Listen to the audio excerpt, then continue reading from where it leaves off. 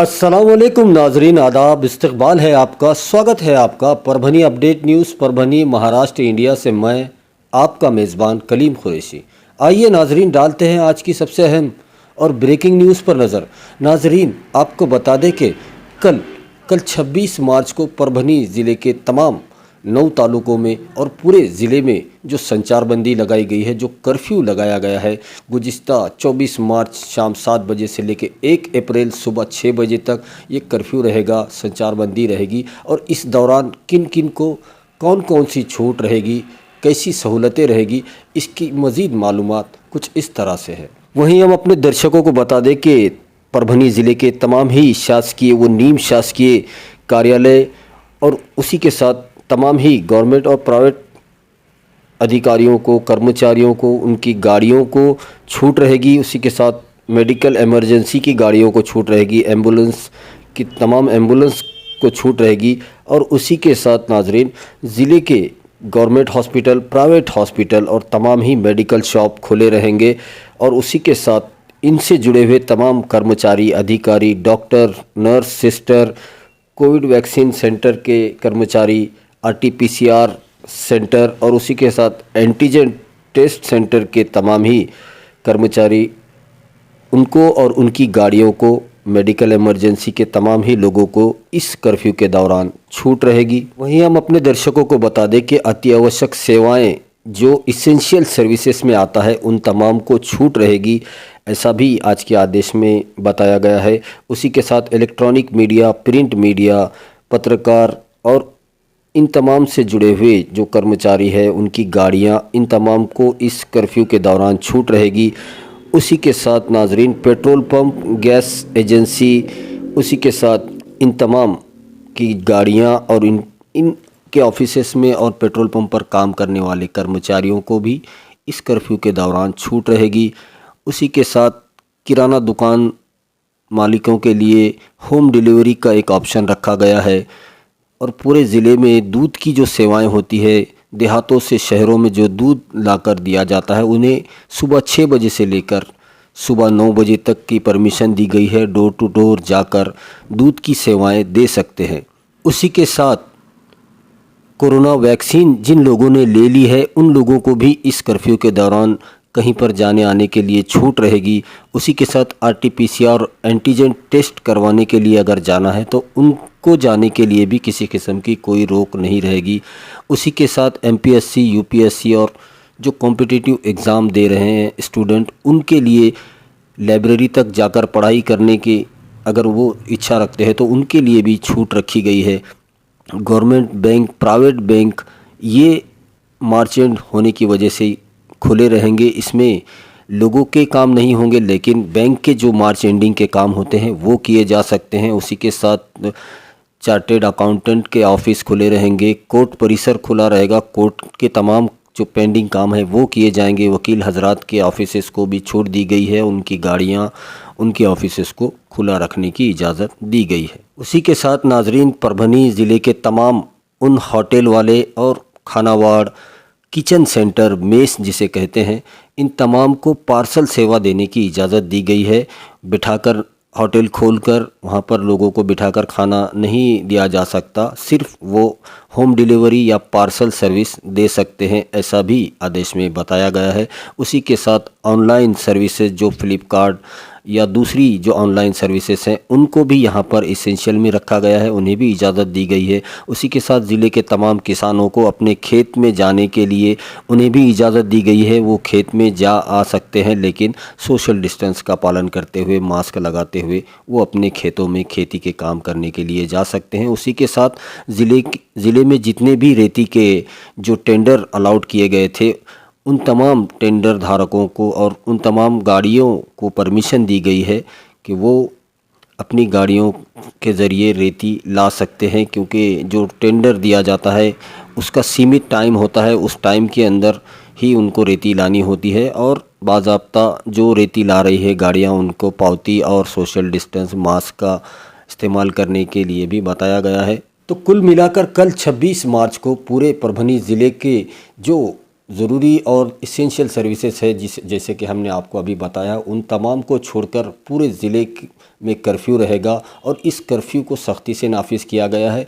और इसको लगाने की वजह भी ज़िले की जनता के हित में ये कर्फ्यू लगाया गया है, क्योंकि जो कोरोना वायरस परभनी में फैल रहा है और उसकी जो तादाद है पेशेंट की दिन ब दिन बढ़ती जा रही है, उसको देखते हुए ज़िला प्रशासन ने कड़े निर्णय लिए हैं, जिसकी वजह से ये कर्फ्यू लगाया गया है। तो इसलिए आप अपने घरों में रहें, सुरक्षित रहें, ऐसी अपील ज़िला प्रशासन भी आपसे कर रहा है। आइए नाजरीन, डालते हैं आज की दूसरी सबसे अहम खबर पर नज़र।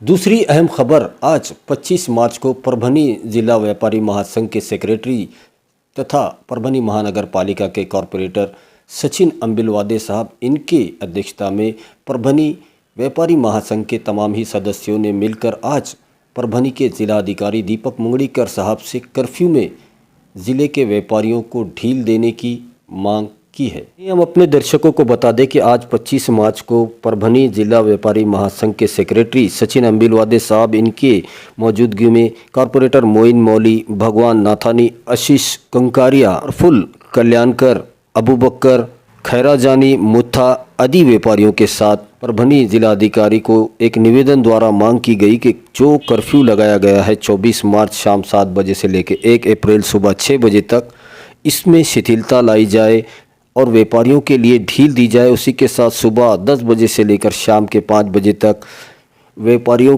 के कारोबार को खुला रखने की इजाज़त दी जाए। उसी के साथ सुबह 6 बजे से लेकर सुबह 10 बजे तक दूध, फल, तरकारी, चिकन, मटन, पेपर और पानी की जो सर्विसेज है, वाटर फिल्टर जार की जो सर्विसेज है, इन तमाम को छूट देने की बात कही गई है। अगर इन तमाम सहूलतों को दिया जाता है ज़िला प्रशासन की तरफ से, जो भी गाइडलाइन दी जाएगी, जो सतर्कता बरतने की बात कही जाएगी, उन तमाम का पालन व्यापारी महासंघ और तमाम ही लोग करेंगे, ऐसा भरोसा परभनी ज़िला व्यापारी महासंघ के सेक्रेटरी सचिन अम्बिलवादे इन्होंने ज़िलाधिकारी साहब को दिया है।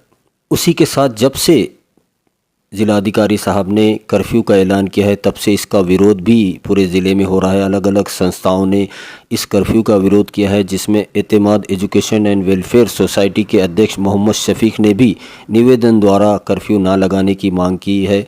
तो उन्हीं के साथ में परभनी ज़िला साउंड मंडप, लाइट डेकोरेशन के तमाम ही सदस्यों ने 24 मार्च को काला दिवस मनाया और कर्फ्यू ना लगाने की बात कही है। आज 24 मार्च से शाम 7 बजे से लेकर 1 अप्रैल सुबह 6 बजे तक पूरे परभनी ज़िले में कर्फ्यू लगाया गया है, ऐसा आज के आदेश में ज़िलाधिकारी साहब ने बताया, जिसके विरोध में आज दिन भर से सुबह से ही अलग अलग संस्थाओं के द्वारा निवेदन दिया गया और इस लॉकडाउन को, कर्फ्यू का विरोध किया गया। और सबसे अहम यहाँ पर परभनी व्यापारी महासंघ का निवेदन था, जिसमें तमाम ही व्यापारियों ने एक राय कर इस जो कर्फ्यू को लगाया गया है इसका विरोध में और इसमें कुछ शिथिलता लाने के लिए आज जिलाधिकारी दीपक मुंगड़ीकर साहब से एक मीटिंग की। उस मीटिंग में क्या बात हुई, हमारे साथ में व्यापारी महासंघ के सेक्रेटरी सचिन अम्बिलवादे साहब है, जो परभनी महानगर पालिका में कांग्रेस के कॉरपोरेटर है। उनसे बात करते सचिन भाऊ, आज कलेक्टर साहब से क्या आपकी बात हुई और जो कर्फ्यू 7 दिनों का लगभग पूरा 1 हफ्ता इसमें जा रहा है, तो इसमें आने वाले दिनों में कुछ शिथिलता मिलेगी, कुछ ढील मिलेगी या ये कड़क पूरा 7 दिन चलता रहेगा? और आपकी क्या बात हुई कलेक्टर साहब से, आयुक्त साहब से, उसके बारे में क्या कहें? सबसे पहले तो मैं आपका सबका शुक्रिया अदा करूंगा, क्योंकि हमारी जो आवाज़ है आपके माध्यम से सभी नागरिकों की तरफ जाएंगी, सभी व्यापारियों को भी समझ में आएगा कि परभनी के अंदर जिला प्रशासन जो है किस तरीके से काम कर रहा है। दूसरी बात ये कहना चाहूँगा कि पूरे महाराष्ट्र के अंदर परभनी जिला ही ऐसा कुछ बचा है कि लॉकडाउन करने के जैसा, क्योंकि हर जगह आप जाके देखिए पूरे महाराष्ट्र के अंदर कहीं 5,000 है, कहीं 8,000 लोग हैं, कहीं 3,000 लोग हैं, और परभनी के अंदर आज 200-250 की संख्या है। जो लोक संख्या जो है वो बराबर काबू में आने वाली है, ज़्यादा ऐसा कुछ नहीं है। फिर भी नहीं क्या जिलाधिकारी साहब ने लॉकडाउन का आदेश जारी किया है और इनके विरोध में हम व्यापारी लोग उनके पास निवेदन लेके गए। हमारा जो भी कहना था उनको कहने के लिए हमने उनके वक्त मांगा। उन्होंने हमको ये बता के भेज दिया कि भाई हमको आपके साथ बात करने में कोई इंटरेस्ट नहीं है, हमको आपसे बात नहीं करनी, हम आप लिखत में दे दो। हम आपसे बात नहीं करना चाहते। इस तरीके से व्यापारियों के साथ अगर बातचीत होती है, जिला प्रशासन अगर ऐसी बात करता है, एक टैक्स पेयर जो कि सरकार के तिजोरी में उनके टैक्स के रूप में से पैसा आपको दिया जाता है, वो टैक्स पेयर को आप अगर इस तरीके से अगर बात करेंगे तो ये बराबर नहीं है। तो हमने उनको यही निवेदन किया है कि साहब आप ऐसी कैसी बात कर रहे हो, हम व्यापारी लोग हैं, हम आपसे कुछ कहना चाहते हैं, हमारी बात तो सुन लो। तो बोले हमको आपकी बात सुनने में कोई इंटरेस्ट नहीं है, हमारे पास वक्त नहीं है, आप लिखत में दे दो। तो मैं उनको ये भी बताया कि मैं गए 1 साल से आपको लिखत में दे रहा हूँ, हर बार दे रहा हूँ। अभी मार्च का मसला है, सभी व्यापारियों जो है अभी रास्ते पे आ जाएंगे। अगर लॉकडाउन का अगर मसला अगर आप देखेंगे तो लॉकडाउन के ईजी नहीं होता है, व्यापारियों को वापस रिपीट में वो लाइन में आने के लिए 3-3 4-4 दिन लगते। सभी लोगों के जो व्यापारी लोगों के पास जो काम करने वाले लोग होते हैं वो आजू बाजू के गांव से आते हैं। और हमारे पास जो ज़िला है हमारा, वो पूरा ग्रामीण बेस्ड ज़िला है। यहाँ कोई इंडस्ट्रीज़ नहीं है, बड़ी बड़ी फैक्ट्रीज नहीं है, ना स्कूल बड़े हैं, ना कॉलेज है, ना बड़ा कोई मेडिकल हॉस्पिटल है, ना इंजीनियरिंग कॉलेज बड़ा है। हमारा जो भी ज़िला है वो पिछड़ा ज़िला है, ग्रामीण बेस पे, और जो खेती बाड़ी करने वाले लोग हैं उनके ऊपर चलने वाला हमारा ज़िला है। इसीलिए हम ये लॉकडाउन का विरोध दर्शाने के लिए उनके पास गए थे, लेकिन उन्होंने हमारी कोई भी बात, हमारी कैफियत जो भी हम रखना चाहते थे वो सुन के नहीं लिए। तो आपकी बात आयुक्त साहब से हुई इस मामले को लेकर? हाँ, हमारी बात वापस उनके पास आने के बाद हम चौक में सब व्यापारी इकट्ठा हुए। विभागीय आयुक्त माननीय सुनील जी केंद्रेकर साहब से मेरी खुद बात हो गई है। उन्होंने अच्छी तरीके से हमको बातचीत किए। उन्होंने बोले कि मैं जिलाधिकारी साहब से बात करता हूँ, अपन कुछ ना कुछ उसमें देखेंगे और मैं आपको आने के बाद पर्सनली मिलता हूँ, ऐसा उन्होंने आश्वासन दिए। और उन्होंने ये भी बताया कि आपका कहना सही है, लेकिन लोगों की सेहत, आरोग्य, ये सेवा नंबर 1 पे आनी चाहिए। इसलिए हमारा ऐसा कहना है कि आप शासन और प्रशासन को मदद कीजिए।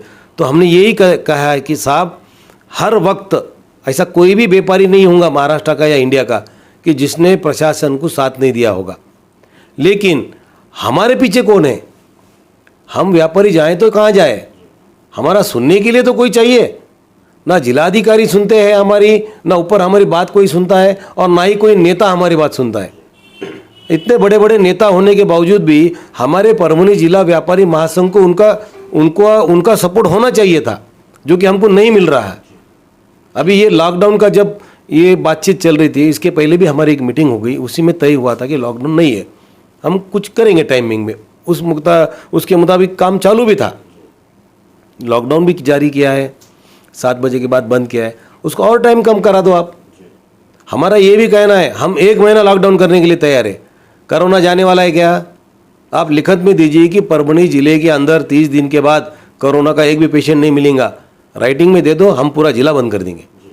बस इस तरीके से हम काम कर रहे हैं। कल को जिलाधिकारी दीपक मुंगड़ीकर साहब ने फिर एक बैठक बुलाई है, जिसमें तमाम ही परभनी शहर के व्यापारी महासंघ रहेंगे, जिसमें व्यापारी महासंघ के सेक्रेटरी सचिन अम्बिलवादे साहब हैं। उनसे बात करते हैं कि सर, क्या इसमें आपको लगता है कुछ टोटका निकलेगा, और जो कर्फ्यू 7 दिनों का जो सख्ती से रहेगा उसमें कुछ शिथिलता आएगी? कल की मीटिंग में आप क्या मांग करने वाले हैं, क्या? सबसे पहले तो हमारी मांग ये रहेंगी कि ये जो लॉकडाउन, जो पूरा संचारबंदी लगाया है, उसको कम किया जाए। भले ही आपका आदेश आपने दिए हो, कल जो मीटिंग में है कुछ तोड़गा निकलने के चांसेस है। उसमें ऐसा है कि हम हमारी तरफ से ऐसी बात रखेंगे कि सवेरे 6 बजे से लेकर 9 बजे तक सब्जी, तरकारी, दूध वगैरह जो लोग हैं उनको दीजिए जाए, और 9 बजे से 3 बजे तक कम से कम हमको व्यापारियों के लिए काम धंधा करने के लिए उतना वक्त दिया जाए। क्योंकि अभी लॉकडाउन जो है, गए 1 साल हो गया है, आज पूरा 1 साल और 1 दिन ज़्यादा हो गया है। अभी लॉकडाउन जैसी स्थिति नहीं है, और व्यापारी गए 365-66 दिन में इतने परेशान हो गए हैं कि अभी ऐसा है कि अभी लॉकडाउन के क्या है, अब नहीं भी लगाए तो मर जाएंगे। किराए है, खर्चे हैं, बहुत सारे खर्चे हैं, सब लोगों का है। इंटरेस्ट देना है बैंक का, किसी का लोन रहता है पर्सनल, किसी को भाड़े का रहता है, रेंटल जो उसको भी प्रॉब्लम बहुत क्रिएट हो रहे हैं। कर्मचारियों को तो पेमेंट देना ही पड़ता है। ऊपर से जो भी टैक्सेशन है, लाइट बिल है, टेलीफोन बिल है, मोबाइल बिल है, ये सभी देना पड़ते हैं। अगर लाइट बिल नहीं दिया तो अभी तो कट कर रहे, तो व्यापार करेंगे या इस झमेले में रहेंगे? और दूसरी बात है कि अभी जीएसटी का रिटर्न्स का है, कारकुनी के काम के लगाए गवर्नमेंट ने। जीएसटी का तो इतना तकलीफ का काम है, अगर जीएसटी लेट हो गया एक दिन, पर डे 200, 500, 5000 तक पेनल्टी है, कहाँ से भरेंगे व्यापारी? तो इस तरीके से हम भी व्यापारी महासंघ के माध्यम से ये कहना चाहते हैं जिलाधिकारी साहब को कि इसके लिए हमको पूरा लॉकडाउन नहीं, लेकिन हमको थोड़ा शिथिलता करके एक आध दिन में रियायत दिए जाए। और दूसरी बात यह कि हम व्यापारी महासंघ की भी ये पूरे व्यापारियों को आश्वस्त करते हैं कि इसी माध्यम से चर्चा करने के बाद कल कुछ ना कुछ तोड़गा निकलने के चांसेस है। 24 मार्च से लेकर 1 अप्रैल तक पूरे परभनी ज़िले में लॉकडाउन के आदेश जिला प्रशासन ने निकाले हैं। उसका विरोध आज दिन भर जिला कलेक्टर ऑफिस में देखने को मिला है। एतमाद एजुकेशन एंड वेलफेयर सोसाइटी के संस्थापक अध्यक्ष मोहम्मद शफीक हमारे साथ हैं। इन्होंने भी एक निवेदन दिया है और मांग की है कि लॉकडाउन ना लगाया जाए, ये एक अन्याय है और उन तमाम गरीबों के जो रोज़ मजदूरी करते हैं, रोज़ कमाना खाना जिनका होता है, उन लोगों का ख्याल करके लॉकडाउन को कैंसिल करने की एक अपील की है। हमारे साथ मोहम्मद शफीक साहब हैं जो संस्थापक अध्यक्ष हैं एतमाद एजुकेशन एंड वेलफेयर सोसाइटी के। उनसे बात करते हैं क्या मांग की है आपने और ज़िलाधिकारी साहब ने क्या भरोसा दिया है आप? हमने कलेक्टर साहब से बात की है। कलेक्टर साहब ने कहा कि हम 2 दिन के बाद आपको इसका रिजल्ट देंगे। और जिस तरह से परभनी शहर में लॉकडाउन जो लगाया जा रहा है, गौर गरीबी जो परेशानी हो रही है, लोग कमा के खाने वाले हैं, कुछ लोग अपने अभी कारोबार से लगे थे और लॉकडाउन लगने के बाद लोग परेशान हैं। कोई हॉस्पिटल के अंदर है, कोई बच्चे परेशान है। और जिस तरह से लॉकडाउन कलेक्टर साहब ने लगाया है, मैं चाहता हूँ कलेक्टर साहब से कि उसके अंदर कुछ छूट दी जाए। जिस तरह से जो भी इंजॉय काम करना चाहती है उसको उसके अंडर में, कलेक्टर साहब के अंडर के अंदर काम करने की कलेक्टर साहब ने लगाना चाहिए उनको, यही मेरी मांग है। और एतमाद एजुकेशन वेलफेयर सोसाइटी की ओर से और हमारे सचिव है मोहम्मद नूरुद्दीन, उपाध्यक्ष अब्दुल्ला राज, कार्याध्यक्ष है इमरान भाई, तमाम लोगों ने हम साथ मिलकर एक निवेदन दिया कलेक्टर साहब को। कलेक्टर साहब से हमने कहा कि लॉकडाउन में थोड़ी सी ढील देना चाहिए, जहाँ तक हो सके तो कर्फ्यू कैंसिल होना चाहिए। कलेक्टर साहब से ये निवेदन है हमारा। ये नाजरीन डालते हैं आज की तीसरी सबसे अहम खबर पर नज़र। तीसरी अहम खबर एक अजीब व गरीब खबर है नाजरीन की, जैसे कि परभनी के ग्रामीण इलाके से आई है, जो मांगन गांव से लेकर साड़े गांव, इन दोनों देहातों को जोड़ने वाला एक पुल का काम पिछले 17 सालों से चल रहा है और वो अभी तक पूरा नहीं हुआ है। और ये बहुत ही गंभीर मसला है, क्योंकि एक पुल बनाने के लिए अगर 17 साल का वक्त लगेगा तो पूरा रोड का काम कब होगा, ये बड़ा मसला है। और इस मसले को उठाया है शिवसेना ज़िला प्रमुख डॉक्टर संजय कछवे इन्होंने, और मांग की है कि 17 साल से जो पेंडिंग पड़ा हुआ जो पुल का काम है उसे जल्द से जल्द पूरा किया जाए। और जिन अधिकारियों ने, कॉन्ट्रैक्टर ने इस काम को रोका है, इसमें बड़ा भ्रष्टाचार हुआ है, इसकी इंक्वायरी की जाए और इन तमाम भ्रष्ट अधिकारियों पर और इस कॉन्ट्रॅक्टर पर कडी से कडी कारवाई की जाए। परभणी जिल्ह्यामध्ये गेल्या 17 वर्षापासून एका पुलाचं काम अपूर्ण आहे आणि 17 वर्षापासून तिथले मांगणगाव ते साडेगाव या पुलाचं काम अपुरे असल्यामुळे आज निवेदन देण्यात आलेलं आहे। शिवसेना जिल्हा प्रमुख डॉक्टर संजय कचवे आपल्यासोबत आहेत, त्यांच्याशी चर्चा करूया। सर, काय मागणी होती आणि जिल्हाधिकारी यांनी काय आश्वासन दिलं? काय आम्हाला खरंच आश्चर्य वाटतं की परभणीपासून अवघ्या 15 ते 20 किलोमीटर अंतरावर असणाऱ्या मांगणगाव आणि साडेगावला जोडणारा एक दुहेरी पूल म्हणतात, 14 ते 17 वर्षांपूर्वी त्या पुलाचं बांधकाम पूर्ण झालं, परंतु तो पूल अगोदरच्या आणि नंतरच्या रस्त्याला जोडलेला नाही आहे। म्हणजे सरकारचे कोट्यावधी रुपये खर्च केल्याच्या नंतरसुद्धा रस्ता न जोडणं हे किती मोठं भ्रष्टाचाराचं उदाहरण आहे। याच्यामध्ये दोन्ही शक्यता आहेत। क्रमांक 1, पूल कमजोर कॉन्ट्रॅक्टरने पूर्ण केला, बिल उचलून घेतलं, पूल तुटेल या भीतीने जोडलाच नाही, किंवा भ्रष्ट यंत्रणेनं त्याच्यामध्ये संगनमतानं सगळेच पैसे हडप केले। आम्ही या गंभीर आरोपावर ठाम असून आज जिल्हाधिकाऱ्यांची भेट घेऊन विनंती केली आहे की सरकारचे कोट्यावधी रुपयांचा खर्च करून जर पूल जोडत नसतील तर याच्या पाठीमागं असणाऱ्या भ्रष्ट अधिकारी, कॉन्ट्रॅक्टर आणि अन्य लोकांची आपण कडक चौकशी करावी आणि त्यांच्यावर कडक शासन करावं, कारवाई करावी, अन्यथा आम्हाला लोकशाही मार्गाने पुढील मार्ग अवलंबावे लागतील। जिल्हाधिकाऱ्यांनी ह्या विषयावर आश्वासनही दिलं। लगेच त्यांनी सार्वजनिक बांधकाम विभागाच्या अभियंत्यांना फोनही लावलेला आहे आणि ते स्वतः याच्यावर कारवाई करतो असं त्यांनी आम्हाला शब्द दिलेला आहे। आम्ही 8 दिवस या विषयासाठी वाट पाहू। योग्य कारवाई आणि शासन झालं तर बरं आहे, अन्यथा लोकशाही मार्गाने किंवा अन्य वरिष्ठ ठिकाणी आम्ही योग्य प्रकारे दाद मागू आणि या कोट्यावधी रुपयाच्या भ्रष्टाचाराला कारणीभूत असणाऱ्या अधिकारी आणि कॉन्ट्रॅक्टरवर कडक कारवाई करायला लावू म्हणजे लावू। धन्यवाद। आइए नाजरीन डालते हैं आज की चौथी सबसे अहम खबर पर नज़र। चौथी अहम खबर परभनी महानगर पालिका में प्रभाग 2 के कॉरपोरेटर जनाब पाशा कुरैशी साहब, इनके बड़े भाई अब्दुल रऊफ़ कुरैशी साहब जो BNC में ड्राइवर थे, इनका गुज़िश्ता कल 24 मार्च को रात 8:30 बजे तेज़ दिल का दौरा पड़ने से उनका इंतकाल हो चुका है। इंतकाल के वक्त उनकी उम्र 57 साल बताई जा रही है। तो वहीं पर आपको बता दें कि अब्दुल रऊफ़ कुरैशी साहब, इनके परिवार में इनके पीछे इनकी बीवी, 2 लड़के और 1 लड़की है। हम भी अल्लाह ताला से दुआ करते हैं कि मरहूम अब्दुल रऊफ़ कुरैशी साहब को अल्लाह ताला अपने जवार रहमत में जगह अता फ़रमाए, उनकी मग़फ़िरत फ़रमाए और उन्हें जन्नत में आला से आला मुक़ाम अता फ़रमाए। आइए नाज़रीन, डालते हैं आज की 5वीं सबसे अहम ख़बर पर नज़र। 5वीं अहम ख़बर मेडिकल बुलेटिन है जो रोज़ाना हम आपको सुनाते हैं। तो आज 25 मार्च का मेडिकल बुलेटिन कुछ इस तरह से है कि अब तक पूरे परभनी ज़िले में 1,56,577 लोगों के स्वैब के नमूने लिए गए थे ताकि पता किया जा सके इनमें कोरोना वायरस के कितने लक्षण, कितनी अलामतें हैं। ये देखने के लिए स्वैब के नमूने लिए जाते हैं। वहीं पर इनमें से जिनकी रिपोर्ट निगेटिव आई है, ऐसे लोगों की तादाद 1,44,001 बताई जा रही है।